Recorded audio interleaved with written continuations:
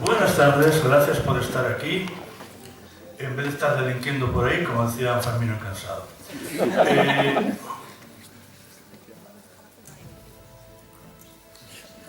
Tenemos nada menos que a Kieron Gillen.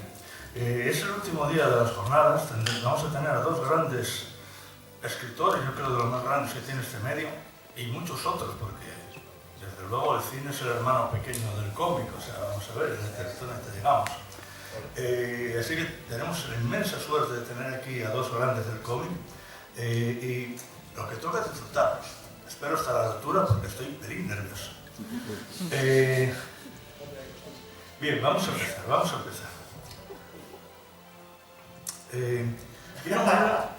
Sí, Warhammer, de las primeras cosas que hizo, pero antes de eso, yo decía, creo que comenté un par de veces allí en una charla de Dennis Kahn, que la gran diferencia entre los escritores de cómic tipo Roy Thomas y un montón de ellos, pero bueno, que escribieron, digamos, la época dorada del cómic de superhéroes americano, era que ellos pasaban de ser fans directamente a ser guionistas. Parecía que no tenían vida.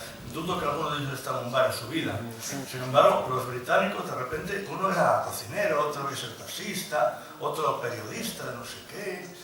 Seguramente todos habían estado bastante tiempo en bares. Tenían una vida, sabían lo que era la vida. En el caso de Kieron, por eso dieron un aliento especial al cómic americano. En el caso de Kieron, fue durante bastante tiempo, yo creo que una década o más, eso lo dirá, periodista, comentarista, incluso desarrollador de videojuegos. No sé muy bien, pero yo de videojuegos solo he jugado a uno y hacía trampas. Pero me gustaría que nos contara cómo era esa faceta suya de periodistas de videojuegos y a la vez su interés por el cómic venía de niño, se desarrolló paralelamente a su interés por los videojuegos. ¿Cómo fue esto?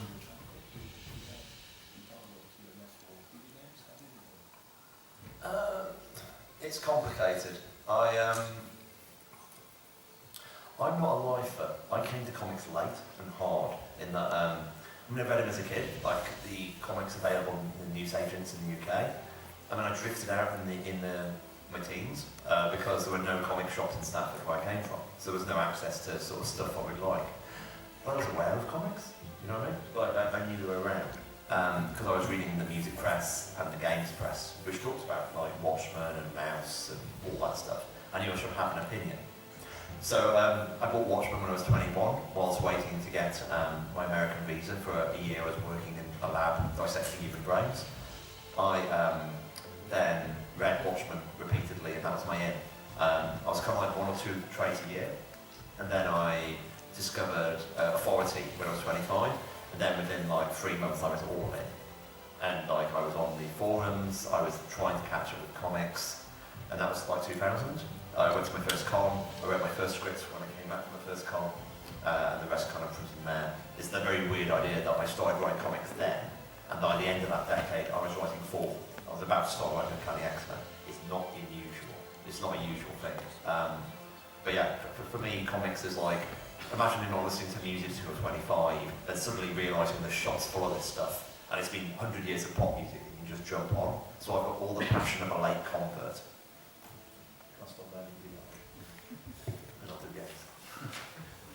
Pues la verdad es que es complicado.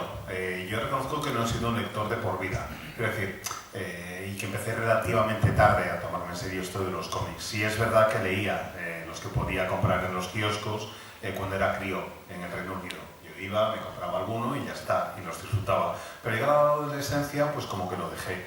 Más que nada porque no había librerías especializadas cerca de donde yo vivía y no encontraba nada del material que a mí me gusta. Sabía de la existencia de los cómics, pero poco más, era consciente de que estaban ahí y ya está. Lo que sí leía, ya en la posadolescencia, eran muchas revistas musicales y de videojuegos. Y ahí había artículos y columnas que hablaban de cómics, pues yo que sé, como Mouse o como Watchmen. Y un día me dio por ahí, por probar. Había leído acerca de Watchmen y me compré el tomo recopilatorio. Yo tenía como unos 21 años más o menos y me compré el tomo y me lo leí mientras esperaba que me concediera un visado de trabajo para irme con Lab Games a a Estados Unidos durante un año. Esa fue la primera dosis, la puerta de entrada, digamos. A partir de ahí empecé a comprarme 1 o 2 tomos al año más o menos e iba leyendo algo y ya está, poco más. Hasta que cuando cumplí los 25 me compré un tomo recopilatorio de Authority y ahí ya sí caí con todo el equipo. Estaba absolutamente alucinado, me encantó y empecé a meterme mucho más en el mundillo. En el 2000 acudí a mi primer evento comiquero, mi primera convención, y según volví a casa después de acabar ese evento comiquero, escribí mi primer guión. Ya me lancé directamente porque quería escribir mi primera historia y a partir de ahí ha ido todo más o menos rodado. Para que os hagáis una idea, creo que mi historia es bastante extraordinaria, bastante única, porque a principios de los años 2000 yo prácticamente ni sabía lo que era un cómic y a finales de los años 2000, en menos de una década, pues estaba escribiendo los guiones para la Patrulla X. Es una auténtica pasada lo que me ocurrió.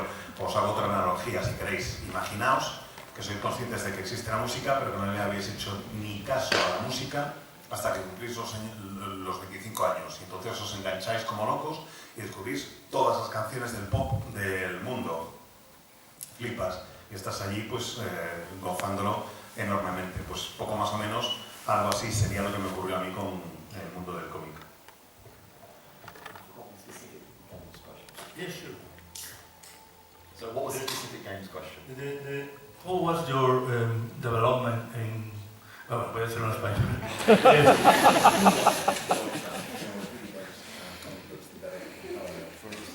No, it's like the dancing.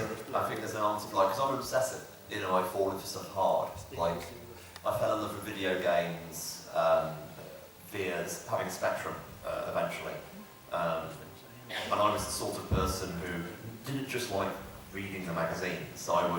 I bought second-hand magazines. I looked at the adverts in the local paper and found someone selling and bought it for like years earlier. I obsessed about writing about games. And I did my own fanzines about music and games and other stuff, because I wasn't doing comics here. But I got to the point when I went to university in Bath. Bath is the heart of games journalism in the country. I didn't do it deliberately, I sort of loved my degree.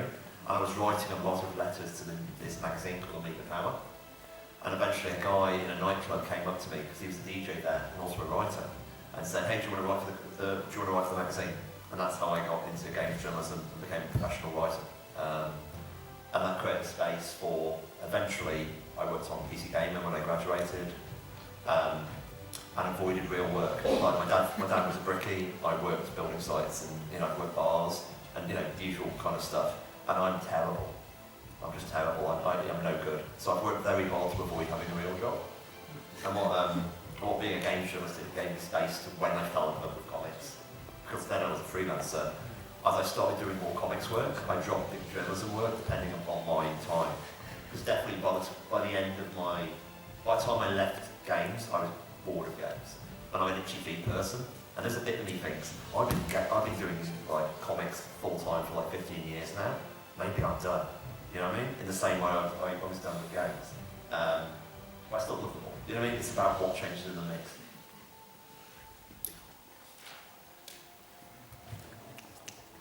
Pues lo cierto es que con lo de los videojuegos y los cómics y incluso con bailar también, el fenómeno fue muy semejante y es que caí con todo el equipo.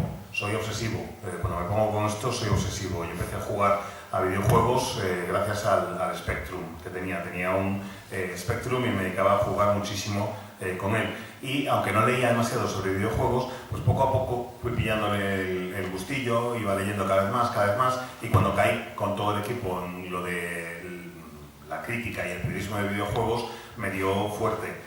Me dedicaba a leerme todas las revistas que me caían en las manos, pero además también me dedicaba a buscar anuncios de segunda mano para ver si alguien vendía revistas atrasadas de años anteriores y me las compraba y me leía las revistas de años atrás para poder saber exactamente lo que habían dicho y para conocer ese material de primera mano. Además de eso, empecé a publicar mis propios fanzines, tenía mucho que ver con videojuegos y también con música, y llegó un punto en el que decidí que quería ir a la universidad en Bath, que es como la capital de periodismo del país, y tratar de ver si me conseguía sacar la licenciatura.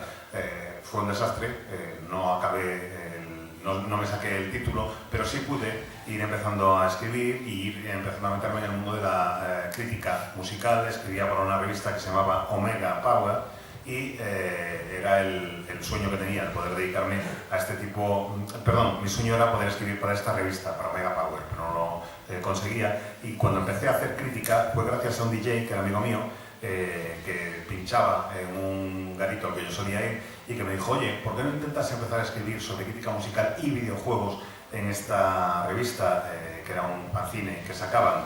Y ahí es donde empecé a convertirme en escritor profesional. Luego el sueño fue llegar a escribir para PC Gamer y poder ganarme la vida escribiendo sobre las cosas que me gustaban.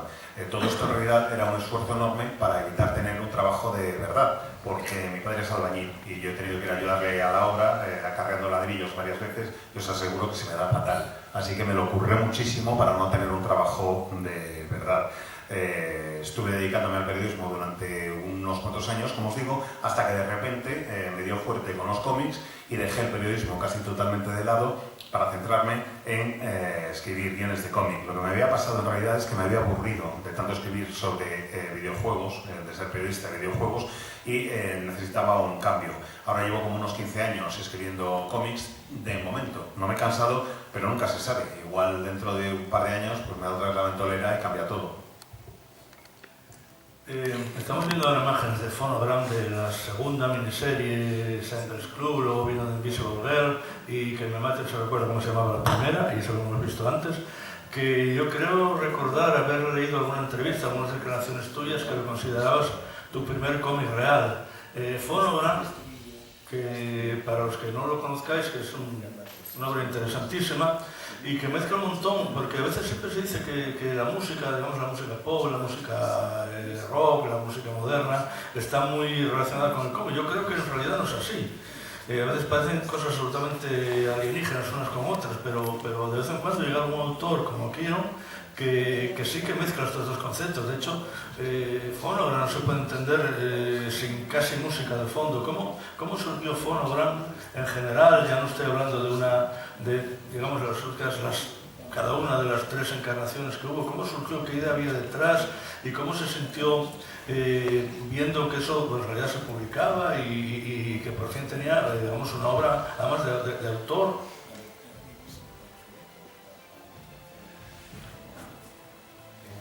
Phonogram, as you said, it is my first comic, and to define that, it's like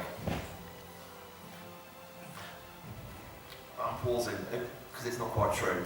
Like, I've done comics before that, but if I died, the world would be no poorer. You know, the idea that this is something which I have done and me and Jamie have done. The other stuff I've done, like the Warhammer shorts, just that these are fun stuff, but it's just a Warhammer comic that someone else could have written. And there was a kind of an OGN I did online called Busted Wonder. I think that counts as a real comic, but it's not a real comic because this came out through Image and it was a pure burst of us.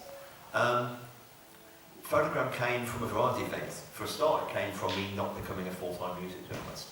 Like, if I think I became a music journalist, all the kind of ideas I had would have been released slowly. Instead, they built up in a pustule and kind of fermented and became noxious.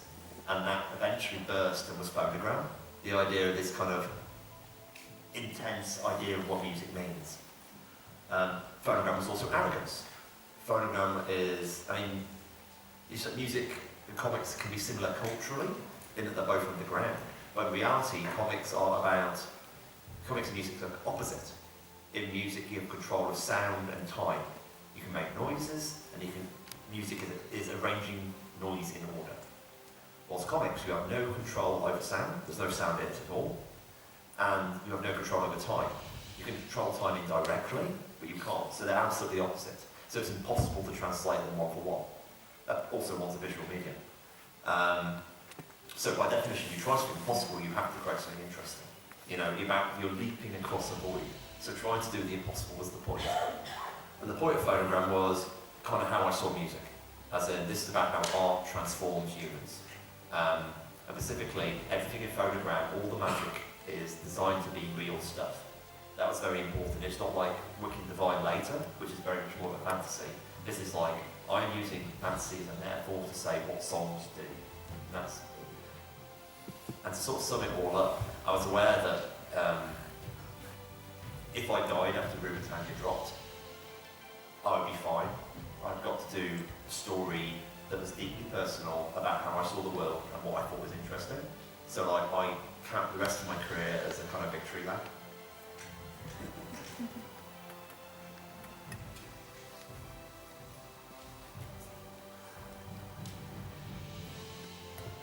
Pues efectivamente sí considero que Phonogram es mi primer cómic de verdad publicado.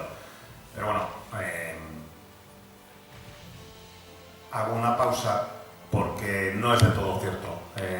Había escrito ya otros guiones de cómic y aunque se habían publicado, si me hubiera muerto después de que se publicaran solo esos cómics, tampoco hubiera sido una gran pérdida para el mundo, sinceramente. Jamie y yo habíamos hecho un cómic de Warhammer, habíamos hecho otro que era Basti Wonder para Image, pero no era nada especialmente relevante, ya os digo, no hubiera sido una gran pérdida si me hubiera muerto. Pero Phonogram sí me parece que es el primer cómic de verdad que llegué a publicar y creo que surge del hecho de que no llegué a ser nunca a tiempo completo un crítico musical, sino que escribía para revistas de música, pero sobre todo sobre videojuegos. Y como no llegué a ser crítico musical, pues se me quedaron toda una serie de ideas que fueron fermentando poco a poco porque tenía el tiempo y el espacio para gestionarlas. Todas esas ideas fueron fermentando, fueron creciendo, crearon una burbuja que al final reventó y al reventar dio origen a Phonogram. Phonogram representa mi visión de la música, como la entiendo yo. También representa la arrogancia. Es algo que me llama mucho la atención en la obra. Y aunque culturalmente el cómic y la música muchas veces pues, se asocian entre sí, yo creo que las semejanzas son más sociales que de otro tipo, me explico. El cómic y la música tienen un carácter casi hasta underground en algunos momentos, pero en realidad son opuestos en su naturaleza misma. La música consiste en ordenar el ruido, en establecer un orden en una secuencia de ruidos, en controlar el sonido y el tiempo en función del ritmo que vaya siguiendo y en la música y el sonido que le está llegando a quien la esté escuchando. Pero en el caso del cómic no hay nada de sonido y el tiempo no lo controlas más que indirectamente y eso sí tienes suerte. Así que son, yo creo que totalmente opuestos. Además uno es un medio auditivo y el otro es un medio visual. Total, que intentar abordar el uno en el otro me parecía que era como pegar un salto intentando atravesar un enorme vacío que tenía ante mí. Me gusta o me gustaría transmitir con este cómic mi visión de la música, el ver cómo entiendo que el arte transforma al ser humano, ver cómo eso provoca unos cambios en cada uno de nosotros. Me parece también importante destacar que el sistema de magia, la magia que aparece, digamos, en Phonogram es una magia real, entre comillas, a diferencia de lo que ocurriría años más tarde con The Wicked and the Divine. Cada elemento mágico en Phonogram sirve como metáfora, como representación de una canción en concreto. Total, que si bien os decía antes que no hubiera pasado nada si hubiera caído redondo, muerto, después de la publicación de Ruritania, creo que ya después de Phonogram sí tuve la sensación de que había contado algo personal, de que había hecho una obra que me gustaba, de que había podido aportar algo al mundo y que ya había alcanzado mi objetivo. Todo el resto de mi carrera ha sido la vuelta a la victoria, la vuelta a la celebración después de conseguir esa primera publicación. Y ya puestos, Phonogram tuvo, digamos, 3 encarnaciones, 3 miniseries separadas por varios años en el tiempo. ¿Se plantea volver en un momento dado a escribir cosas del universo Phonogram? If I even considered writing for Phonogram, Jamie would burst through that wall and murder me. You know, like, in that kind of, don't do that to me again. It's funny, I think about Phonogram a lot. It's a way of seeing the world. That's why he wrote it. It's kind of an offering for readers to sort of imagine their life being more magical. As in, how has this song affected me? Was it magic? So like, I will always be seeing stuff in the world and thinking, oh, that's a Phonogram story. It's just the way I see it. I mean, I released a story recently with Steve Lieber called Closer, which is a standalone single issue. It's kind of a Phonogram story. You know what I mean? I think it's very unlikely me and Jamie will ever do it again. It's just a kind of, it was a period of time. But it's a shame. There was an alternate timeline when Phonogram sold a little better, and me and Jamie just kept on doing it. It was like it would become a cult book and just forever. Because Phonogram was kind of confused in many ways, and understandably, it was about youth. It's not even a book about youth, it's about people and their art. It's like, there was a sequel I wanted to do that was set in across 50 years in one nightclub. One nightclub, skipping, going every 10 years. There's a story I wanted to do that was set in 1893 in the World Fair, you know. It was deliberately bigger. Like when my dad died, he left a mixtape for me with like some notes about the songs. And that's a Phonogram story. I like to think that, you know, when I'm even older than I already am, I'll still be thinking about the world through Phonogram. I just don't think it'll ever be called Phonogram.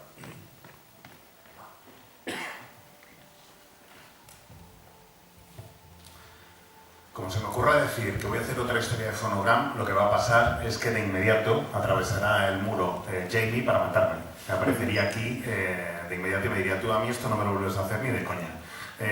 Básicamente, Phonogram duró lo que duró, fue lo que fue y ya está. No creo que no vamos a volver a hacerlo. Sí lo entiendo como una ofrenda a los lectores, como una ofrenda en la que trato de hacerles sentir la magia que a mí me provoca, por ejemplo, la música. Tengo historias en la cabeza, cada 2 por 3, que las concibo como si fuera una nueva entrega de Phonogram. Veo cosas que me hacen pensar en esa serie, en ese proyecto y que me devuelven a ese mundo de inmediato. He publicado hace poco una historia con Steve Lieber, que es un número autoconclusivo que se titula Closer, y es un poco una historia de Phonogram, y eso es algo que me pasa, como digo, todo el rato, que se me van ocurriendo historias que serían de Phonogram. Yo estoy seguro de que existe en el multiverso algún universo paralelo en el que Phonogram vendió un poquito mejor y seguimos publicándolo, Jamie y yo. Se convierte en una serie de culto, Jamie lo sigue dibujando y aún hoy en día seguimos contando historias de Phonogram, porque yo sigo teniendo en la cabeza historias de Phonogram. Tengo historias para aburrir y algunas pues pueden resultar incluso un tanto confusas, me parece. Es un libro, es una serie, o son una serie de miniseries, si queréis, en los que trato de hablar no solo de la juventud, sino también del arte y de la influencia del arte en las personas. Y a partir de ese punto de partida, pues ya os digo que se me van viniendo a la cabeza distintas ocurrencias con el paso del tiempo. Por ejemplo, tengo una historia en mente que era ver la evolución de un club, de un garito, durante 50 años, visitarlo cada 10 años y ver cómo iba cambiando ese local cada 10 años. Tengo otra historia en la cabeza ambientada en la Feria Mundial de 1893. Esa es una historia de Phonogram, por ejemplo, cuando voy viendo las cosas. Mi padre, al morir, me dejó una cinta de estas de mezclas, ¿sabes? Las que haces con tus propias canciones y tal. La dejó para mí con toda una serie de notas que acompañaban a las canciones y a la música. Eso es otra historia de Phonogram para mí. Creo que incluso dentro de un montón de años, cuando ya sea mayor y siga pensando en distintos tipos de historias, seguirán siendo historias de Phonogram, aunque no lleven ese título. Interesantísimo, me parece a mí. Bueno, pero y luego haces la invasión, el desembarco en Estados Unidos y aparentemente visto desde fuera, supongo que desde dentro sería un poco diferente, empiezas prácticamente desde el principio a trabajar con proyectos grandes, con Thor, con diferentes encarnaciones de series de X-Men, Generation Hope, Uncanny. ¿Cómo fue esa llegada ese desembarco, esa invasión americana, como se suele decir a veces, sobre todo cuando en las generaciones anteriores habían estado para allá, pues desde Morrison, Ennis?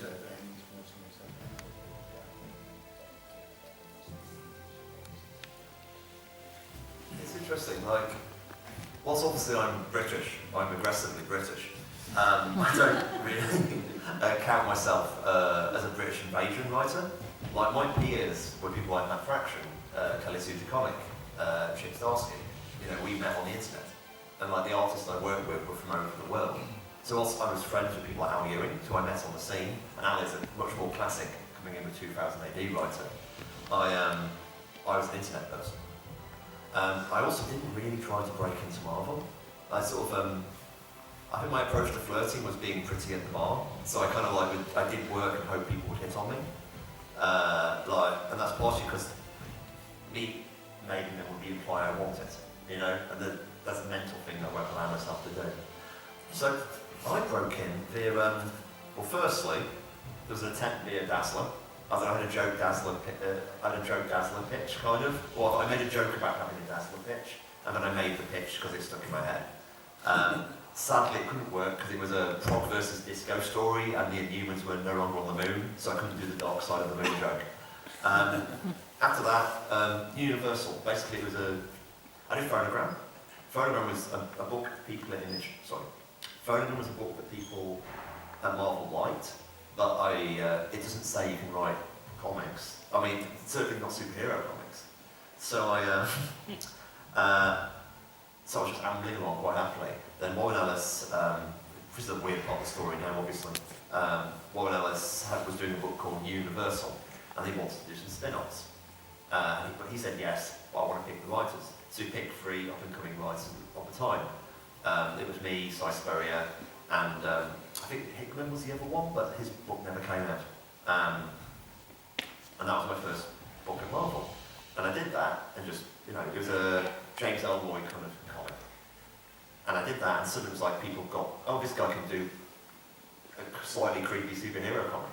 And then I got like mails from the X office and the 4 office, and then I was in. And then it was a question of like playing a gambling game, like trying to not hit the thing that makes you be kicked out of the machine. So I was offered small jobs, then bigger jobs, and I didn't mess them up. And I got a sort of reputation for doing very hard jobs. Like when I took over 4, that was kind of a poison chalice because JMS had just left. And I came into that book I was meant to do 5 issues, and it ended up being like 13. And it was expanded issue by issue, kind of. And it was such a nightmare job. Marvel presumably thought this guy's seemingly competent in solve problems, hence it kind of X-Men. So I view myself as somebody who came in because I was good at dealing with bullshit. But it was a lot of fun. That's what I'll say. That's probably.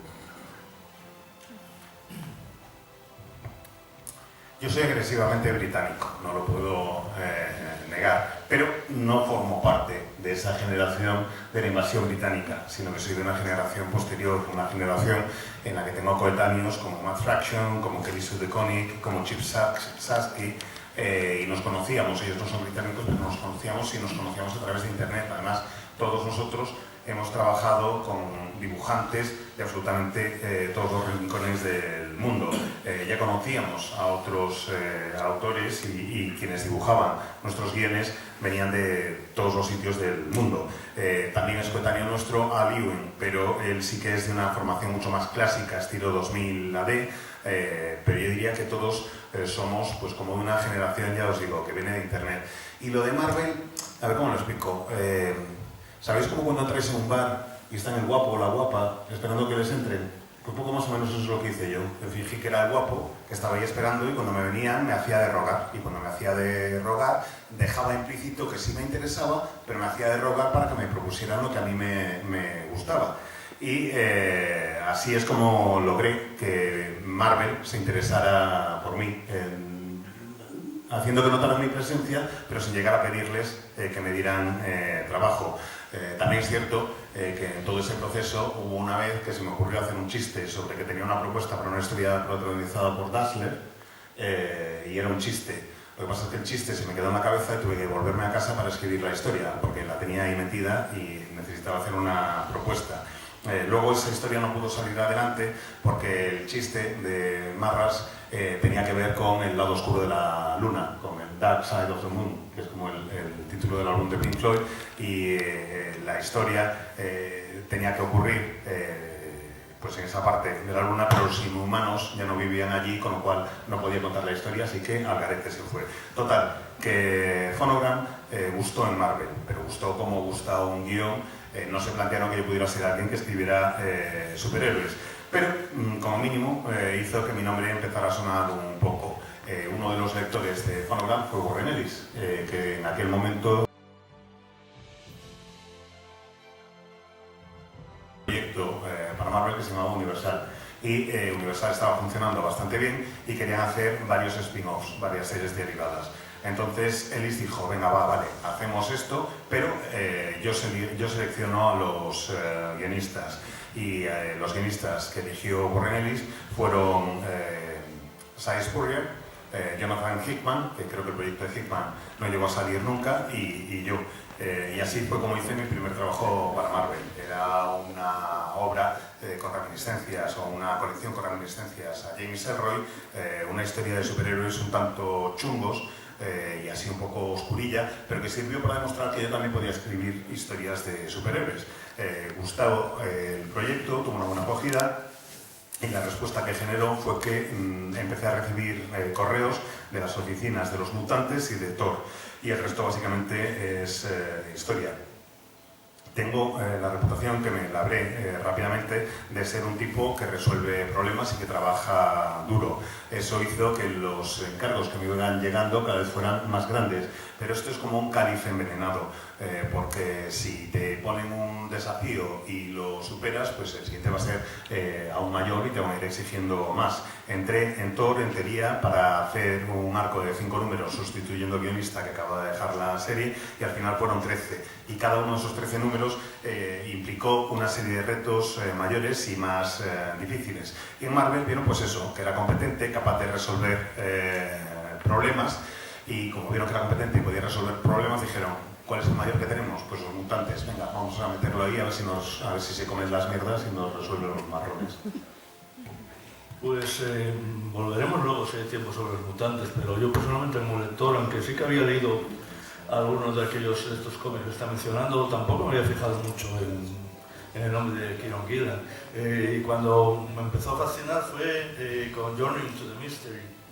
Y ahí sí que empecé a tirar para atrás a ver lo que había hecho antes. De hecho recuerdo, perdón, un poco de expresión personal, estar en el 2014 en la ciudad de Edimburgo buscando por tiendas de cómics un número que me faltaba de John Avengers y un tomo que me faltaba de Phonogram. Por cierto, los conseguí. Así que háblanos por favor de tu aproximación a Journey into the Mystery. Viaje al misterio creo que se llamaba aquí, aunque creo que conservaba los dos títulos. That's really, I think Journey into Mystery is a really good place to come in on me. At the time, I was aware that I wanted to build my reputation as a writer, and that was kind of both to Marvel and also to the audience. And this sounds very cynical, so excuse me. And I was kind of got this thing where I do 2 books at once, and one book is I'm not a complete weirdo. Look, I can do a big action comic book with explosions and kissing and all the stuff that people like. You know, while still being me, but I can be I'm not a complete weirdo. Then I'll do another book, which is, I'm a complete weirdo. You know what I mean? And that's how I kept myself sort of balanced, as in one book which is explicitly pushing it, and the other book basically working under timber. It's like the Invisibles versus JLA in Morrison. So Journey to Mystery was explicitly me going, I want to do a book I want to read. Like, all my stuff with Marvel, I described previously as problem solving, like that kind of problem they had. And Jim was the first time I had a chance to step back and go, okay, what do we want to do? Because that fall run was so improvised and random, but popular, but also like pulled from thin air. And Jim was me going, okay, how can I do it?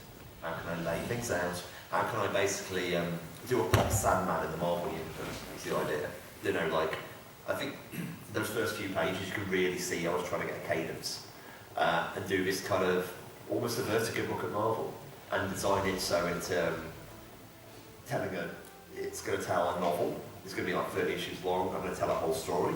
I also knew there's always crossovers at Marvel, so I designed it to be resilient to crossovers. More so, I designed it to take over crossovers it was adjacent to, like a Parasite. Not a Parasite, just something more aggressive than that.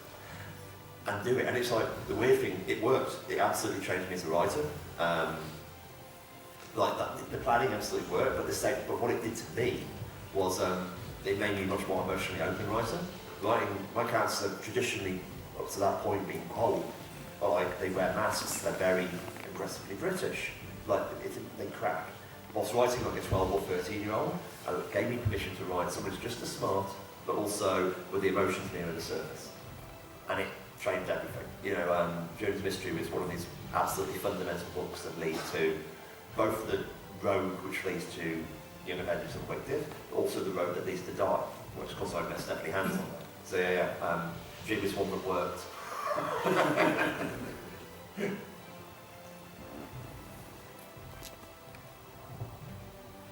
A ver, soy consciente de que la respuesta que os voy a dar va a sonar un poco cínica ahora mismo, pero me explico. Quería que mi reputación creciera como guionista, no solo con los editores y en Marvel, sino también con los lectores y el público. Así que me esforcé mucho por llevar dos series en paralelo siempre. Una en la que dijera, tranquilo todo el mundo que no soy un chalao total, ¿sabéis? Que puedo hacer lo que os gusta, puedo daros explosiones, puedo daros peleas, puedo daros acción, puedo daros todas estas historias que son más comerciales y son más populares. Y la otra serie era, no, sí soy un chalao, pero de tres pares, o sea, os voy a contar cosas que están totalmente desbarradas y que se escapan de todo tipo de control. Mi modelo, en este sentido, era un poco Grant Morrison, que tenía por una parte la JLA, y por otra parte tenía Los Invisibles. Pues más o menos eso es el modelo que intentaba replicar. Lo que ocurre es que Journey to Mystery es la primera vez en la que puedo ejecutar ese modelo y contar lo que quiero tal y como yo lo quiero contar. Hasta entonces había ido tratando de aplicar este modelo, pero lo iba aplicando pues mientras resolvía los marrones, como os decía, mientras me iban encargando todos los problemas que les iban surgiendo. En Journey to Mystery es la primera vez que puedo hacer una serie más o menos comercial, pero dando un paso atrás y decidiendo exactamente qué es lo que quiero hacer y cómo quiero hacerlo. Y lo que tenía claro es que para mí Journey to Mystery lo que quería hacer era una especie de versión popular de Sandman, pero en Marvel. Mantener la cadencia y el ritmo de una colección de Vértigo, pero dentro del universo Marvel, y contar una historia completa, como si fuera una novela repartida en 30 números. Y encima, yo era consciente de que aunque quería hacerlo en 30 números, pues corría el riesgo de encontrarme con que tenía que lidiar con algún crossover. Y yo me resistía total y absolutamente a estos cruces entre colecciones, me negaba, pero vi que negándome no iba a conseguir mucho, así que decidí que lo mejor que podía hacer era ser un parásito y ocupar esos cruces de colecciones y hacerme con ellos. No, parásito se queda corto, algo incluso más agresivo. Lo que pretendía era dominar esos crossovers e irlos haciendo míos y para contar la historia que yo quería. Y creo que todo ese proceso me cambió como guionista. Entre otras muchas cosas, me permitió mostrar de una manera más abierta mis emociones. Hasta entonces, todos mis personajes pues los habían tildado de ser muy fríos y de que llevaban una máscara. Os recuerdo que soy agresivamente británico. Pero en Journey to Mystery di permiso a mi yo interior de 12 o 13 años para que mostrara más las emociones, para que estuviera más cerca las emociones de la superficie y para poder jugar algo más con ellas a la hora de contar la historia. Para mí es una conexión fundamental. Sin ella no hubieran existido The Wicked and the Divine, ni The Dying, ni nada por el estilo. Y encima, lo mejor de todo esto es que yo iba descubriendo estas cosas y escribiendo los guiones, mientras que en realidad era Jamie el que hacía todo el trabajo. Tendremos que hablar luego de Jamie, porque eso sí que es un socio del crimen. Y bueno, y además estaba en lo que quiero que hablemos ahora, que es en John Avengers, que empezó una serie absolutamente brillante, que te daba vueltas la cabeza en cada número, que te ofrecía un montón de posibilidades gráficas y narrativas, que te presentaba unos personajes que a lo mejor ya habías conocido antes, pero les dabas una vuelta.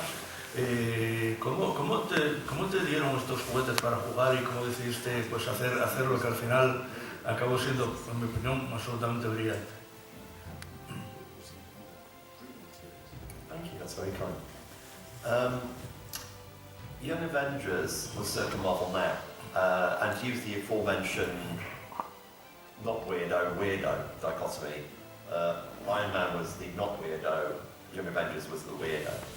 I got asked by Axel to write Young Avengers, and I said, "Are you sure?" Because Young Avengers is a great book, but it's a very classic superhero book. And he told me I want an aggressive takeover. So if you think about it, like I'm looking for that you're anti it, you know. So I went away and thought about it, and I came with, well, part of me just, there's multiple levels to it. At least one of it is, I want to make Jamie McKelvey a superstar. That was kind of part of it. And I quite often get that with my artists, like I occasionally think, I think they should be a lot more famous than they are. And Jamie and I had both had interesting careers, like Neva's I've done big work and Jamie had done work, but Neva's become incredibly big, therefore we still had a gravity towards each other. So if I want to do a 15-issue showcase for Jamie, I want to do it like as if Phonogram, all the Phonogram skill set we apply to the Marvel Universe, let's pretend we own it. You know what I mean? Like, let's pretend this is a create your own book and treat it like that. And this was inspired a little bit by seeing what Matt Fraction had done with David over at Hawkeye. This was a possibility. So all that kind of came, you know, can you do a pop comic at Marvel in a year? And the answer is, yeah, okay, kind of. Or, it depends what day you get me, I occasionally say no. But, you know, you become aware of the limitations of what you can do at Marvel. But that doesn't mean we don't do a lot. There were some things me and Jamie really wanted to do, like every issue there's something they haven't seen before. Because that's part of being Young Avengers. This is new. This is something which isn't, you know, you're expecting. So every issue there'll be some visual trick we do you haven't seen before. We would be remixing a superhero structure, so removing new bits of the plot that they would normally do in a comic, and then spending that time on having a milkshake instead. You know what I mean? And that was what the book was about. This kind of mixture of high-level surface experimentation, and the other bit is deep structure. The whole thing was like this structure like Watchmen, which I don't think people often realise, that the whole thing is this machine. But yeah, it's incredibly work which was incredibly well received, and basically set the stage for Wicked in that kind of, the fact it was a hot book, us stopping it and announcing Wicked the next day was one of the big things that made Wicked a hit. It sounds like I had a plan.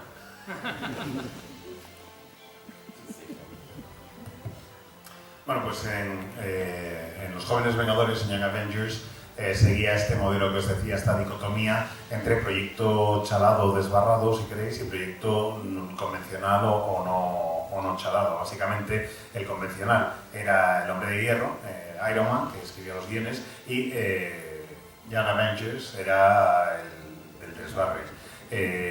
Axel Alonso me ofreció la colección y me dijo, ¿quieres encargarte tú de lo que es la serie de Young Avengers? Y dije, ¿estás seguro? Porque es que esto es una serie muy popular ahora mismo y mira, ¿quién se la vas a encargar? Dijo, sí. Y además quiero que sea un acercamiento hostil para hacerte con la serie. Creo que agresivamente te hagas con ella y la transformes en algo tuyo. Yo me lo pensé y dije, vale, está bien, pero para eso quiero que me acompañe Jamie McKelvey, quiero que se convierta él en una estrella. Quiero que esta serie sirva como escaparate para transformar a Jamie en una auténtica estrella. Yo normalmente, esto va un poco por rachas, a veces son más famosos los guionistas, a veces son más famosos los dibujantes, y en este caso yo había adquirido una cierta reputación ya, no era una estrella ni mucho menos, pero sí tenía una cierta reputación y había logrado pues, que se asociara mi nombre con una cierta calidad y que por eso los proyectos que me van dando fueran cada vez más grandes.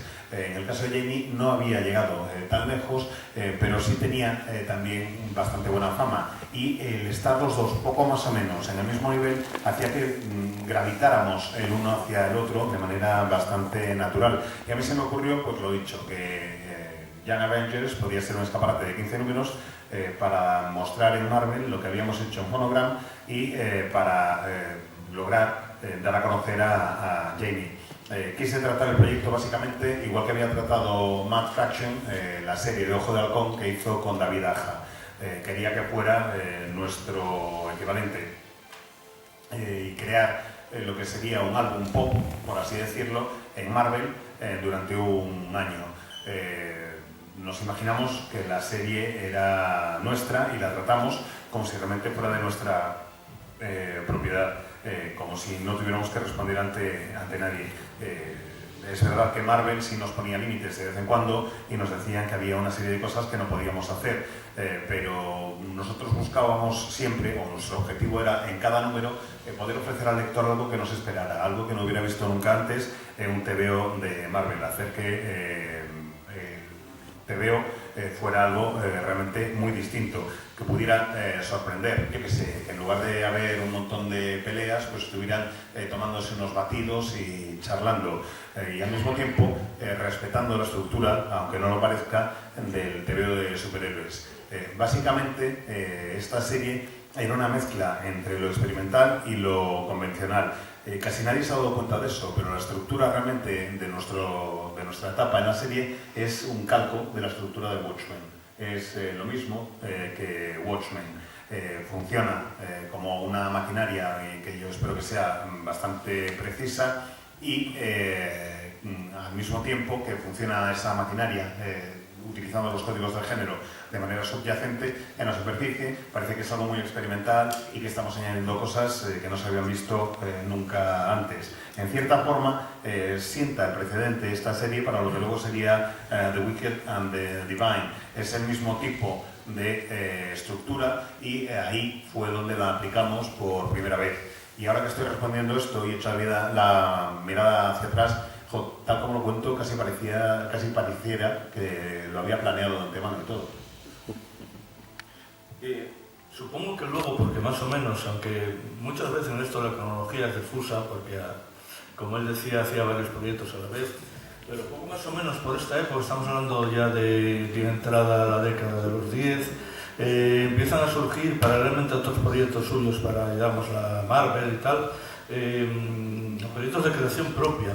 Me está llamando la atención porque no me he fijado que en Uber, quizá la menos conocida de estas series, aparece el nombre de Kieron en grande sobre el título, me imagino como un gancho para que ya era un guionista conocido para que, mira, tenemos aquí otra obra de...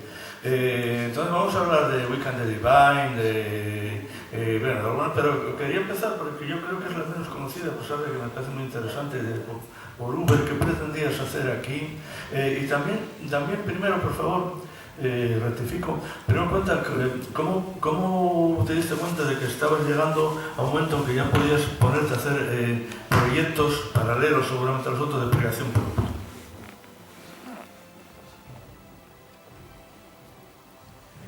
It was an interesting question in that, okay, partially I didn't.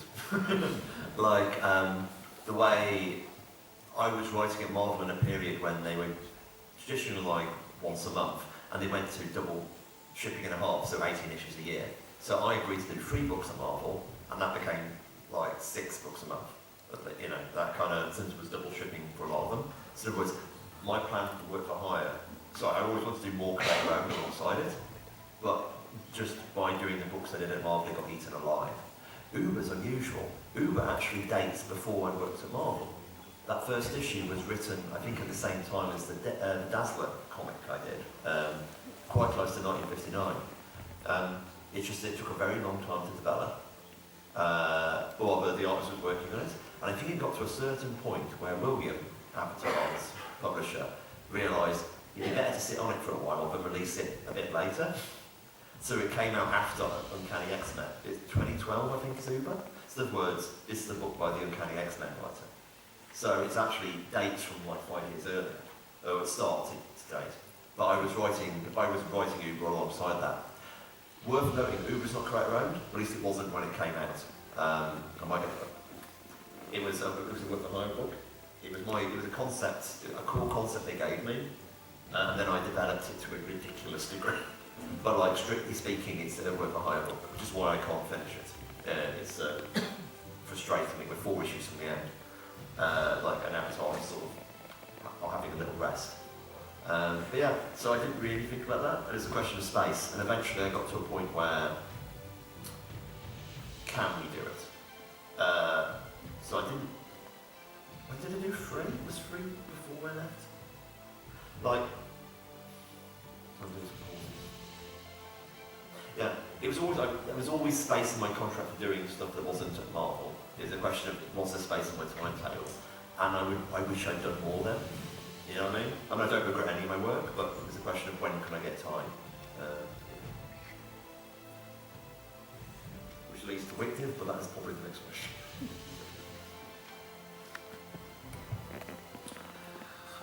Uber es una historia un tanto peculiar.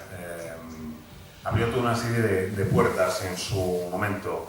El caso es que cuando yo trabajaba, o el contrato que yo firmé en un principio, mejor dicho, para escribir para Marvel, implicaba escribir 3 colecciones. Pero yo entré en Marvel en el momento en el que dejaron de publicar 12 números de una serie al año, y pasaron a publicar 18. Entonces, aceptar hacer 3 series en realidad implicaba hacer casi 6 series, y me quedaba muy poco tiempo para poder hacer otras cosas. Yo había querido hacer ya proyectos propios desde antes, pero no tenía demasiado tiempo para hacerlo. Y el caso es que Uber me había ido acompañando durante un tiempo, porque lo concebí un poco más o menos al mismo tiempo que la serie esta, que la propuesta esta, mejor dicho, que tenía para una historia de Dazzler. Pero el caso es que no había llegado a desarrollarlo del todo, porque aunque tuve esa idea, luego con el ritmo de producción de guiones para Marvel, pues me costaba muchísimo más el poder desarrollarla. Y se la presenté a William en su momento, la idea, que es el editor de Avatar, y me dijo, ¿sabes qué? Vamos a esperar un poquito antes de publicarla y antes de hacerla y a ver qué ocurre. Y fue muy inteligente el tipo, porque lo que hizo fue esperar a que yo me encargara de los guiones de X-Men. Entonces ya podía publicitar la serie como una serie escrita por el guionista de X-Men. Salió publicada en 2012, el primer número salió publicado en 2012, y eso es 5 años después de que yo hubiera concebido la serie. Y aunque no es de mi propiedad el proyecto, sí lo desarrollé de una manera enorme. Básicamente me dieron el concepto desde Avatar con el que trabajar, y a partir de ahí yo lo desarrollé muchísimo, y era trabajo de encargo, y eso es lo que me impide ahora acabar de contar la serie, cosa que me molesta enormemente, porque me quedan como 4 números más o menos para acabar de contar la historia que quería contar. Pero claro, como Avatar decidió echarse un descansillo, pues en fin, no es posible. Quizás en el futuro recupere los derechos, pero ya veremos qué es lo que ocurre. Y Uber surge también, o sirve para responder también a la pregunta de si estaba preparado realmente para hacer ese proyecto propio, como yo consideraba. Más que nada porque, aunque en el contrato de Marvel sí me dejaban en teoría la posibilidad de hacer 1 o 2 proyectos propios, lo que me faltaba era el tiempo. Con la cantidad de cómics que tenía que escribir para ellos, lo que me faltaba era el tiempo y la oportunidad de poder escribirlos. No es que me lamente, no lamento ni uno solo de los pasos que he ido dando en mi carrera, pero desearía, ojalá, haber tenido algo más de tiempo y algo más de espacio para poder contar las historias que me interesaban, y alguna historia en paralelo propia. Vamos a hablar ahora de otro de esos proyectos que vino ya unos años después, que yo creo que está desde luego en el top 5, creo yo, y seguramente vosotros también, de las mejores historias de los últimos 10 años, que es Wiccan the Divine. Recuerdo que cuando lo leía en Comic Book americano, un poquitito con retraso según se publicaba, y entonces aprovechaba para leer unos comentarios bastante largos que tenía Kieron en un webblog, una página web, que no sé si existe todavía, me gustaría saberlo, pero cuando retomo, que tengo pensado retomar la lectura de la serie, volver a leerlos, y que añadían una profundidad y que sobre todo explicaban un poco los intríngulis de la narrativa y de cómo se iban desarrollando las cosas. Independiente de esto, de que nos cuente por qué decidió hacer eso, explicar tanto y contar cosas de digamos, las bambalinas de la serie, ¿cómo surgió esta serie, este planteamiento tan original, entiendo yo? Thank you. Actually, the weblog exists, so they're all online. We did the hardbacks. In the 3rd hardback, there's a separate slipcase, which has all the essays online about the issues, proofed So even better, without the complete typewriting mess of my writing. Wicked Divine, it came from multiple places. There's a kind of the most, the idea of the book, this is a thing I've said a lot, but the idea of the book came the week of my dad's terminal cancer diagnosis, basically. I just suddenly thought, you know, people, God's incarnating every 90 years, 2 years to live. It's a story about what is the point of art. You know, it's like life is short. It doesn't matter whether it's 70 years, 50 years, 20 years, 10 years, 2 years. It's finite. Why are we spending your life doing what we're doing? And specifically, vis-a-vis me, why am I being an artist? So that's where the book comes from, emotionally. Then it also comes from, why don't we do a phonogram that sells? You know, why don't we actually just lean into the fantasy and the glamour and the fun? So that's the side of it. We were originally planning to do phonogram, and there's a mail I sent Jamie halfway through our Young Avengers thing, saying, let's not go back to phonogram. Let's once in our career not be stupid. And we, you know, let's do something that might sell instead. And it was also obviously following from Young Avengers. It's like the limitations of Young Avengers. We're like, okay, this is going really well. It's formalist, there's so much cool stuff here, but we're limited in the way that, you know, we said that teens aren't rated teen. That's one of the things we said about Young Avengers. But in reality, they were rated teen. You know, they couldn't do any of the stuff I did when I was a teenager. You know, Marvel kids can't do anything I did when I was a teenager. You know what I mean? So let's do a book that kind of accepts that. In the end, Wick did end up being a bit older than teen. It was much more like being your early 20s. But that was kind of the thinking. And that's where it came from. Also, an awareness that image had changed. Saga had changed. Walking Dead had changed things. Saga had changed things. Image was just in a really interesting place. And we're aware that we can do a 50-issue series. This is our Vertigo book. Because it's like, where did it really come from? It came from me and Jamie thinking, we really like The Invisibles and Preacher and, you know, all those 90s Vertigo books, and we never got to do one. You know, in the way the noughties were, it didn't look like any of us. The only one of our generation that did a big long series was Jason Scout, which is excellent. But there was something we never had, and that was the gold standard. And we were kind of aware that for once in our life, there was a chance to take a shot at this. And we did. That's where, you know. So Wick came from utter desperation to have something meaningful written. Something meaningful written before I turned 40. Because the funny thing, of course, you know, that's the 2 years to live. It's the book I had when I was 38, and the 2 years to live is until you turn 40. You know, it's pretty hard to sleep.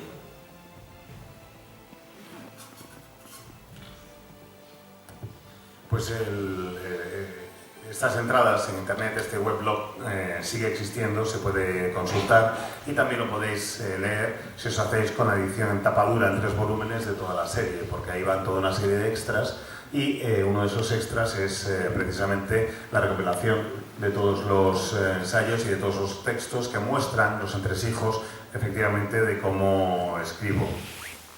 Y The Wicked and the Divine es una colección un tanto distinta para mí, que tiene pues una serie de peculiaridades. Surge, y esto lo he contado en unas entrevistas, la idea en el momento que diagnostican a mi padre con cáncer. Y cuando le diagnostican, yo empiezo a plantearme un poco qué sentido tiene todo. Básicamente digo, pero vamos a ver, ¿qué narices está ocurriendo aquí? ¿Por qué estamos aquí? ¿A qué nos vamos a dedicar? ¿Qué vamos a hacer de nuestras vidas? Vivamos 70, 50, 20, 10, 2 años. Las vidas son cortas, las vidas no tienen sentido, las vidas tienen un final. ¿Por qué nos preocupa tanto vivirlas? ¿Por qué, además, en mi caso personal, me interesaba tanto ser un artista? Desde el punto de vista emocional era algo que también me llamaba mucho la atención y todo esto era un revoltijo de sensaciones que tenía dentro. Queríamos hacer asimismo con Jamie algo que fuera, bueno, pues como un fonograma, pero que se vendiera. El mismo estilo, pero que se vendiera. Con todo el glamour, con toda la fantasía. Le dije a Jamie en su momento, mira, tengo esta idea que podría ser también un poco fonogram, pero no seamos bobos, no lo llamemos fonogram, sino démosle otro título, a ver si logramos tener una colección que efectivamente se venda de verdad. Y para añadir a toda esta receta, podemos incorporar el elemento de los jóvenes vengadores, de los Young Avengers. Porque esa serie, como os decía antes, era una serie en la que teníamos un montón de limitaciones distintas. un montón de limitaciones impuestas por la editorial.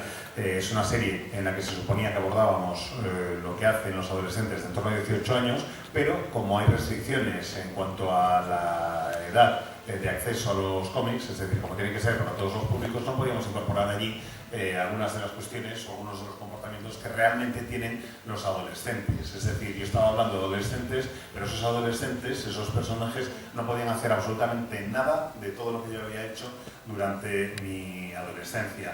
Así que eso lo queríamos abordar también en The Wicked and the Divine, tener a personajes más o menos de esa edad que pudieran hacer lo que realmente hacen las personas de esa edad. Acabó siendo no exactamente sobre adolescentes, sino sobre personas de unos 20 y pocos años, pero bueno, da igual. Coincide todo este proceso que os estoy describiendo con que Image había ido cambiando. Image tiene un punto de inflexión y cambia su forma de comportarse. Walking Dead y Saga habían hecho de Image un lugar muy interesante para publicar. Era una editorial que está dispuesta a asumir más riesgos y vimos que se podían llegar a hacer 50 números de una serie sin problema. Básicamente queríamos crear nuestra propia versión de una serie de Vértigo porque nos habían encantado los dos en su momento, Los Invisibles o Predicador, pero ya no era posible publicar algo así en Vértigo. En la década de los años 2000 o en la primera década de este siglo, muy pocas series habían logrado tener una tirada tan larga en Vértigo como lo que nosotros queríamos hacer. La única que lo había logrado era Scalp de Jason Aaron, pero no había ninguna serie más que fuera larga y nosotros queríamos hacer una serie larga al estilo de las que os he ido mencionando. Así que pensamos que Image podría ser el sitio adecuado para hacerlo. Añadida a todo esto, la desesperación que sentía porque iba a cumplir 40 tacos. Quería publicar esta serie antes de cumplir los 40. Empecé a escribirla cuando tenía 38 y lo irónico del caso es que empezó a despegar de todo, porque me di cuenta que aunque desde el momento que yo escribo los guiones hasta el momento que se dibuja pasa un cierto tiempo, pues empezó a despegar de todo precisamente cuando yo cumplí la cuarentena. Quisiera recordaros un par de cositas. La primera es que no sé si habéis visto que hemos modificado un poco el programa de esta tarde. Está fuera en los paneles, está también publicado en redes sociales. Básicamente después de la charla de Garth Ennis, que continuará esta, o sea, a partir de las 8, estará la firma de Garth Ennis, que seguramente Kieron estará también firmando, pero por favor dedicaros más a Garth porque luego Kieron va a estar firmando. Luego después de esas firmas de Garth será la ceremonia de clausura y luego volverá Kieron a firmar y se entrarán las láminas y nos reiremos todos mucho. Y la segunda cosa que quiero recordaros es que Lucifer murió por nuestros pecados. Lucifer murió por nuestros pecados.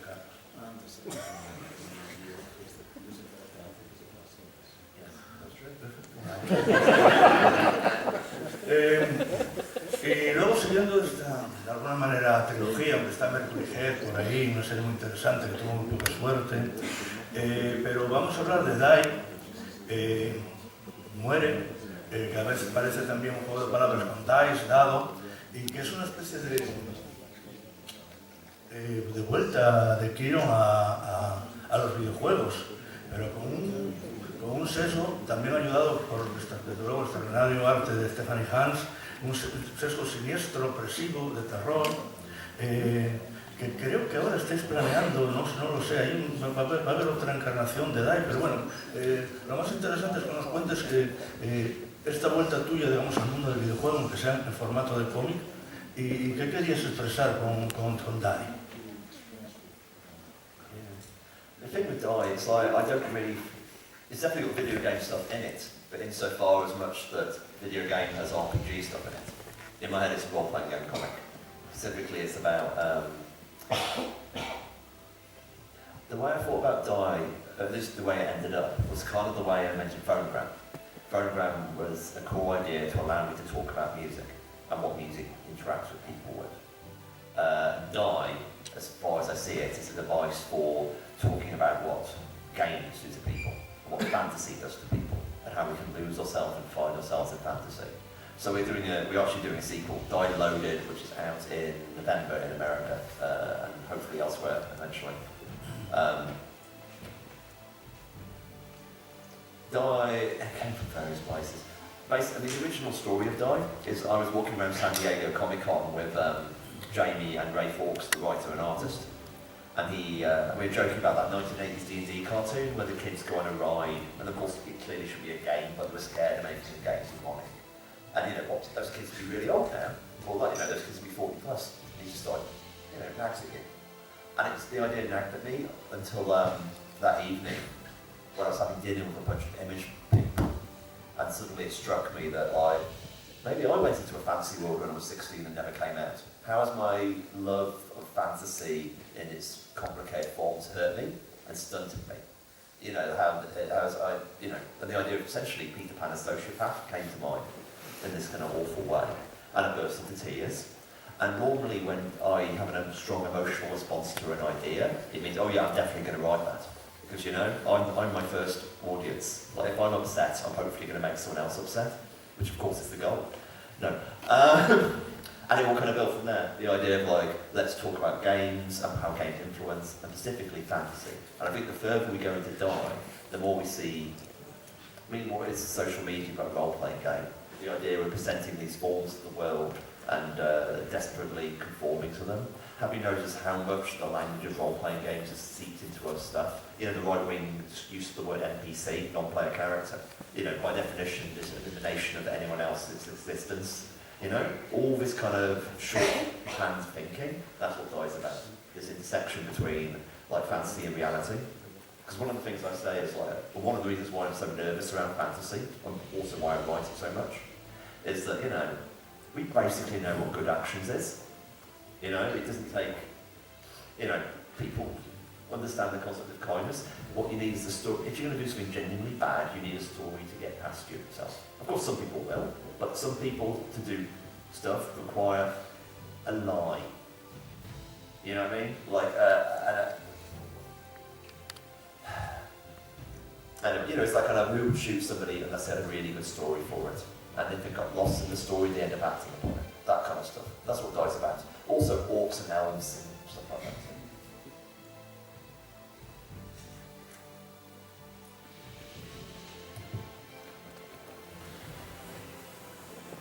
Más que videojuego, yo diría que DAI con lo que tiene que ver es con un juego de rol. Puede tener que ver con un videojuego, en tanto que hay un juego de rol quizás presente en muchos videojuegos, o la mecánica de un juego de rol presente en muchos videojuegos. DAI es como es a los juegos, a la fantasía, lo que Phonogram era a la música. Intento crear algo que pueda interesar a los lectores y intento abordar, bueno, por qué nos gustan tanto perdernos en la fantasía a algunos de nosotros, por qué nos llama tanto la atención y los riesgos y los peligros que corremos de perdernos en los mundos de fantasía. Eso es lo que trataba en la primera encarnación de la serie, y va a haber una nueva llamada Die Loaded, que se publicará en noviembre en Estados Unidos, y espero que también se publique en otros sitios del mundo. Total, que la historia original se me ocurrió mientras paseaba por el Salón del Cómic de San Diego con Jamie y con Ray Fawkes, que es otro tipo que es autor completo, que hace dibujo y guión, y estábamos hablando de Dragones y mazmorras, de la serie de dibujos de los años 80, y de cómo si estos tipos, si los personajes fueran personas reales, pues ahora tendrían 40 y pico palos, y a saber si habían conseguido salir de aquel mundo de fantasía o no. Y empezábamos jaja, jiji, con las risas, pero la idea se me quedó en la cabeza y empezó a reconcomerme por dentro. Y cuando algo me reconcome, necesito pensar sobre ello y escribirlo. Y estábamos en una cena con la gente de Image y pensé que a lo mejor lo que podía suceder es que hubiera sido de mí si yo con 16 años hubiera caído en un mundo fantástico lleno de seres extraños y no hubiera podido salir de ahí, hubiera vivido en ese mundo de fantasía. El daño mental que me podría haber llegado a provocar, y probablemente me hubiera transformado en un psicópata o algo por el estilo, y eso generó en mí una respuesta emocional tan fuerte que me puse a llorar. Y cuando tengo ese tipo de respuesta emocional ante alguna de mis ideas, necesito sentarme y escribirlo, porque yo soy mi primer lector, soy la primera persona que lee, o para la que escribo, mejor dicho.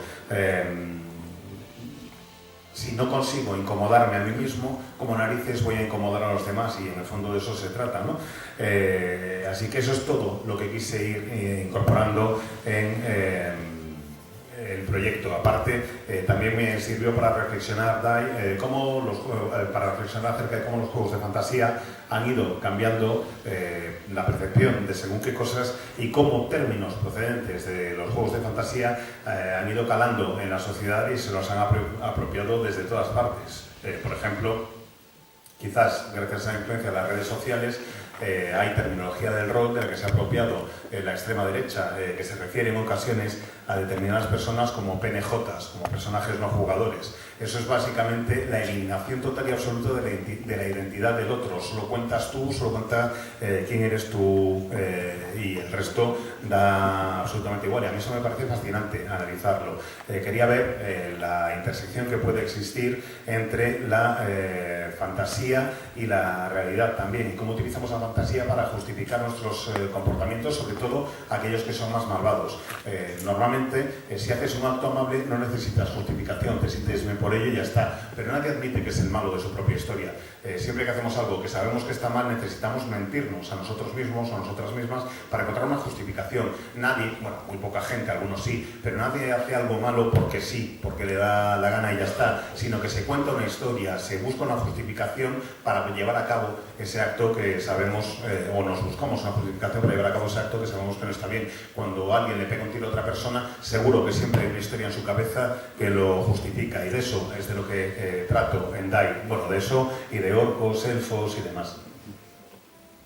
De esta especie de trilogía, que no lo es, pero de obras, digamos, de creación propia que se fueron publicando, digamos, en estos últimos 10 años, aunque luego también hay cosas más recientes como Power Fantasy, a ver si tenemos tiempo de hablar de ella, creo que no, pero está Once and Future, que es pues una recreación de los mitos artúricos, de toda la mitología inglesa, la rica mitología inglesa, pero visto desde una manera, yo creo que más ligera, pero a veces enormemente entretenida, enormemente divertida y leíble, que parece casi una buddy movie, pero en vez de ser dos policías de diferentes tratos, pues un profesor bastante torpe y su abuela, que es de armas tomar, y es una serie con mucha velocidad, muchas aventuras y, bueno, evidentemente con profundidad, porque es una obra de Kieron Gillen, ¿no? Una obra de Kieron Gillen no puede ser superficial. ¿Cómo concibió esta historia y, bueno, cómo fue el desarrollo? Y si ya quería, me imagino, ponerle este tono ya de mano. El que si ya tenía pensado que fuera este tono, digamos, más ameno, más rápido. Oh yeah. I kill myself when I create writing books. Like the Power Fantasy, Die, Phonogram, Wigged It. These are things I wrestle with. It's like fighting God or whatever. And I found myself sort of thinking, why don't I just do something that's more like I would write for Marvel, like Dr. Aphra, something that's fun, something that's actually enjoyable and doesn't kill me. So the idea was there, and Boom approached me saying Dan Moore might be interested in working on a book with you. And I thought, that's fine. I mean, Dan's an amazing artist, you know.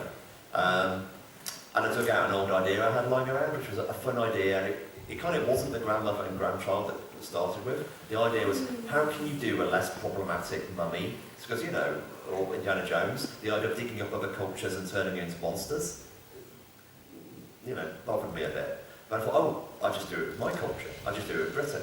So in other words, I dig up King Arthur and using him as a mummy. And then it immediately becomes about nationalism, as in Arthur has meant different things at different times. So there's enough kind of like intellectual weight to do something there, but it's really, we have zombie King Arthur, and we have an interesting odd couple of Indiana Jones figures, as in Bridget, the retired monster hunter, and her idiot grandchild Duncan. So yeah, that was the kind of concept, as in it's one of those bits like, it feels like the Mummy or Indiana Jones. It also feels like 2000 AD, especially the politics of it. You know, the politics are very much like, oh, for God's sake, Brexit. But really, it was like, okay, every issue I want to make it fun, and I want to make sure that, no, Dan Moore isn't bored, isn't bored to death. Because you know what I mean? It's like, I've got to work out something cool for Dan to draw. And also, it's like every issue, there's a new monster or there's a new Arthurian figure. And there's a bit where I make Lancelot look a bit like a Power Ranger, because I know he loves Power Rangers. You know, except maybe solid water. You know, yes, so the point was, let's make this one fun. And yeah, it kind of landed. It's like the first issue of Dan Morrick, exploding things. Hard to say no.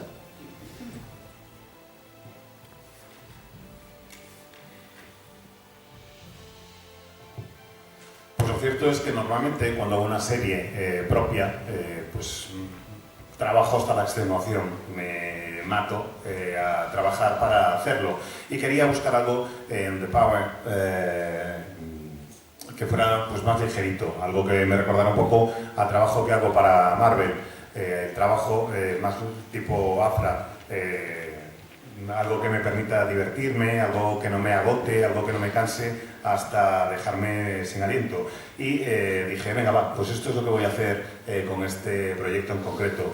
Cuando surgió la posibilidad de trabajar con los de Boom, me dijeron, oye, que Dan se muere de ganas de currar contigo y está, vamos, con unas ganas locas. Y yo no tenía la idea todavía de la abuela y el nieto, pero pensé, venga, vamos a ver qué es lo que puede salir de aquí. Fui empezando a desarrollar los personajes, perdón, y surgieron estos dos, que son como una especie de Indiana Jones, pero Indiana Jones con un toque distinto, porque si hay una cosa que me molesta de Indiana Jones es que los monstruos son siempre de otras culturas. Y dije, venga, va, en lugar de hacer que los malos o que los monstruos sean de otras culturas, voy a coger algo de mi propia cultura, de mi propia identidad y voy a hacer el mismo esquema, pero en mi propia identidad. Y en lugar de tener una momia egipcia, pues vamos a meter algo que sea del Reino Unido.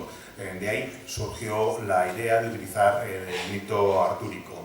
Arturo es un símbolo nacional en el Reino Unido y ha significado cosas muy distintas a lo largo de la historia para muy diferentes grupos, pero pensé que podía utilizarlo pues con esta estructura tipo Indiana Jones y hacer que fuera una especie de Rey Arturo zombie. Una vez tengo al Rey Arturo zombie, decidí que la abuela iba a ser Bridget, iba a ser una cazamonstruos retirada que se ve obligada a colaborar con el idiota de su nieto, que se llama Duncan.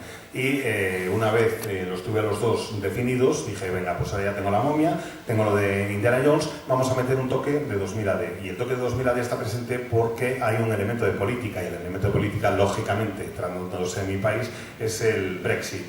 Con todo esto dije, va, ya tengo los suficientes elementos para hacer una historia que me resulte divertida y que espero no aburra a Dan cuando se vea obligado a dibujarla, porque lo último que me apetecería es que mi colaborador encima lo pasara fatal trabajando conmigo.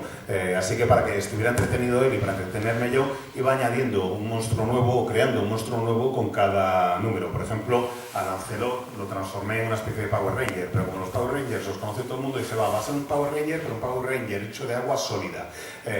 Y este tipo de chorradas son con las que me iba entreteniendo. Tenía además la oportunidad de ofrecer a los lectores pues una serie de en torno a unos 30 números más o menos con Dan dibujando cosas que explotan y mogollón de sangre por ahí. ¿Y a quién no le va a divertir eso, por favor? Bueno, estamos ya en la recta final. Yo creo que hemos hecho un repaso sobre todo la carrera, aparte de su carrera más comercial, la carrera más de creación propia y más personal de Quieron. Y hombre que lleva como más de 15 años ya, pues yo creo que en la élite del cómic. ¿Y cómo se siente? Digamos que, como nos contaba al principio, pues abandonó su carrera ya bastante asentada como periodista de videogames y todo esto, para meterse un poco así a la aventura, a ver qué sale esto en los cómics. Después de tanto tiempo, ¿cómo ve el mundo del cómic? Ya no estoy hablando de su carrera, ¿cómo ve este mundo del cómic que quizá lo conocía bastante, pero una cosa es conocerlo desde fuera y otra cosa es cuando estás dentro y ya tiene una experiencia de bastantes años y de estar muy arriba? ¿Cómo piensa el que está el estado del cómic actualmente en el mundo? Y si piensa que va a haber una evolución y hacia dónde.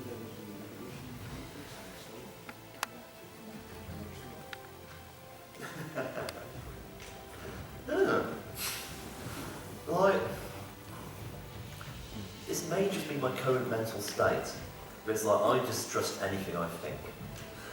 You know what I mean? Like, there comes a point of when you're established enough where you have to start questioning your level of connection to directions.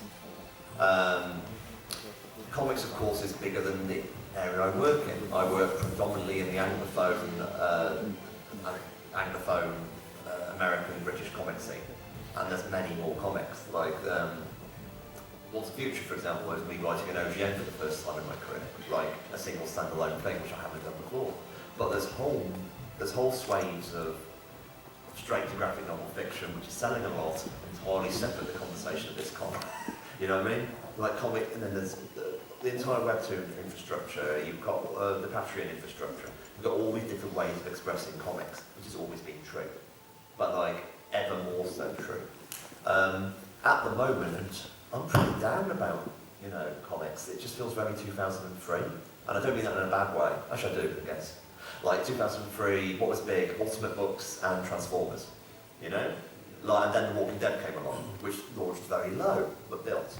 That's it feels. Like the marketplace in America at the moment seems to be less interested in the creator-owned side, and that's partially because there's I'll come back to that in a second, and more interested in the kind of the rejuvenations of stuff we love. And then I stress, all those books are great. The new Transformers is great, the Absolute books are great. I'm not saying they're not, but where the market is, it's that, a new look at something you already know. And the flip side, of course, is there's so many more creator-owned places to do books now. And that means that it's much harder to get attention for creator-owned books. And that's an interesting stage right now. But at the same time, there is more acceptance of comics in those different ways. There's a naturalisation of it. Manga has completely changed the conversation in terms of how people consume the books. Finally, you get stuff like DC doing their amazing smaller editions, which is, yes. So all these kind of things are incredibly hopeful. And I love being obsolete, you know what I mean? I quite enjoy being the stage where I can, I decided my new image would be wearing a black leather jacket and this heavy metal t-shirt, and I can just go retire and be like a roadie for Motorhead. That's my kind of aim right now. So yeah, I think the thing is, it just be excited to see what comics is. You know what I mean? It does feel like it's about to transmute. And what form that shapes down to, that's interesting as well. Yeah, I wish I had a better answer. That is not a good answer. It's because I am uncertain. But uncertainty is strength. Strength.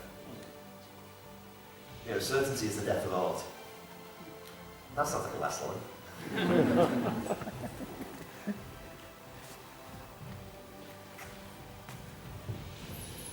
Pues la verdad es que ahora mismo mi estado mental es uno en el que desconfío de absolutamente todo lo que pienso. Creo que eso es importante también. Llega un momento en el que cuando estás lo suficientemente establecido deberías dejar de cuestionar la conexión entre lo que haces y lo que cómo se recibe en determinados entornos y momentos. Creo que tengo la enorme suerte, o sé que tengo la enorme suerte de trabajar para uno de los mayores mercados de cómic del mundo, que es el mercado anglófono. Y en Once Future pues traté de hacer algo un poco distinto para ese mercado. Veo, por ejemplo, que dentro del mundo del cómic hay toda una serie de evoluciones, hay proyectos que son números autoconclusivos, de nuevo, algo que no solía suceder. Veo también que hay otros proyectos que se publican ya directamente en formato grande como novela gráfica y que venden bien, algo que en el pasado no solía ocurrir. Los cómics también se pueden presentar ante quienes quieran leerlos en formato de webtoon, de cómic en internet. Y creo que hay muchas posibilidades diferentes de acercarnos al mundo de las viñetas y de las historias. Y me da la sensación ahora mismo de que estamos un poco otra vez como en 2003. Es como un revival de 2003. Está súper de moda todo lo que tiene que ver con los Ultimates ahora mismo. Vuelven a estar de moda los Transformers, que eran los dos que estaban de moda en aquella época, y veremos qué es lo que ocurre en el futuro, porque en 2003 efectivamente los Ultimates estaban de moda, Transformers estaban de moda, y de repente surge The Walking Dead, que empieza vendiendo muy poquito, pero va creciendo y se convierte en algo enorme que permite que surjan cosas nuevas. Bueno, pues yo creo que el mercado norteamericano ahora mismo está interesado en rejuvenecer o en reverdecer todos estos personajes y franquicias más que en tener ideas nuevas. Y ojo, no me malinterpretéis, no me parece mal en absoluto. es correcto, está bien. Los absolutes me encantan, hay toda una serie de cosas que parece que son bastante interesantes. Me estoy limitando únicamente a describir cómo creo que está el mercado ahora mismo, qué es lo que interesa al mercado, y creo que lo que me interesa es rejuvenecer o recuperar todo este tipo de personajes. Por otra parte, además, existen ahora multitud de compañías y editoriales que se dedican a la publicación de proyectos propiedad de los creadores. Hay tantas que cuesta mucho más llamar la atención del lector y lograr que te acepten.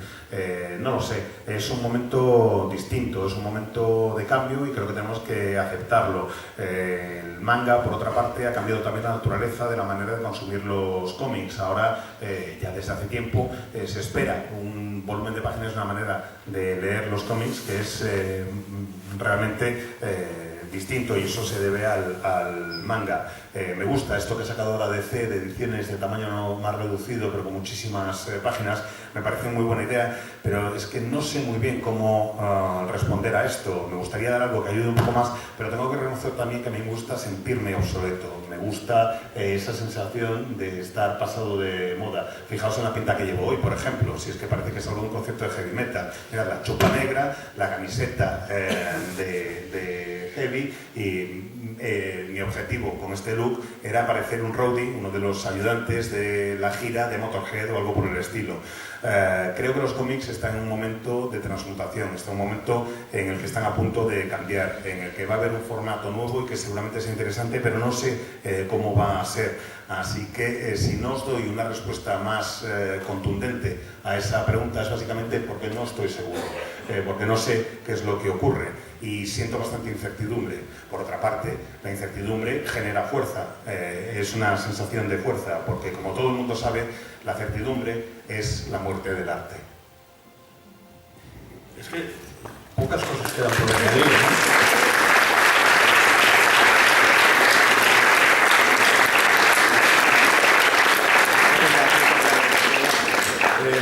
Me da vergüenza decir nada más. Vamos a terminar, vamos a aplaudirle más todavía.